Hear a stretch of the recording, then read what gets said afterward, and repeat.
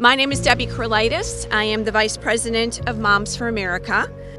We as moms are extremely concerned about the integrity of women's sports and the safety of our girls in the game and in the locker rooms. On his first day in office, President Biden signed an executive order to destroy Title IX and force young girls to share locker rooms with biological men.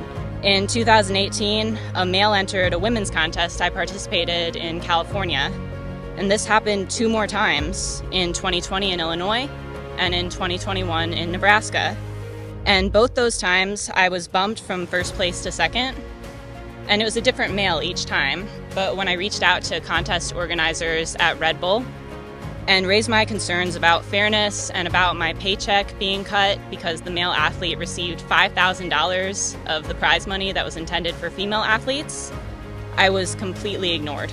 I was an athlete in Los Angeles UCI Masters Track Worlds, where the first trans-identified male was awarded a women's title and world record for 2 consecutive years. Fairness in women's sports is not a partisan issue. Yet I'm baffled and disappointed by the lack of support from my Democratic Party. Rather than promote the findings of 22 peer-reviewed studies that show the male-born athletic advantage cannot be muted, my party has chosen to focus on supporting inclusion policies that are unfair for females. Bodies play sports, not identities. Only about 2% of high school athletes go on to receive an athletic scholarship. But while there are already a limited number of girls' roster spots in college, men are increasingly stealing these reserved opportunities.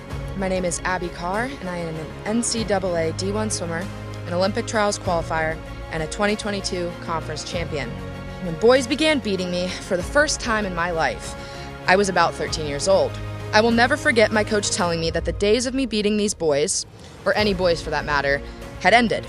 They were simply growing faster and stronger. It's just puberty.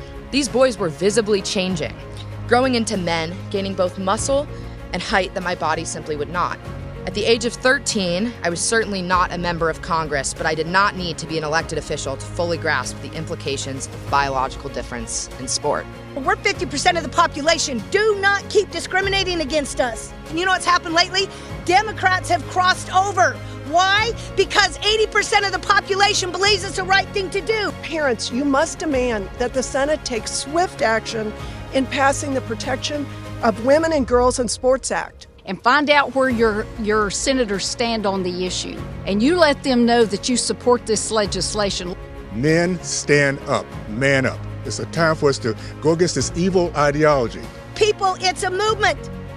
Mitch McConnell, step up. Be courageous.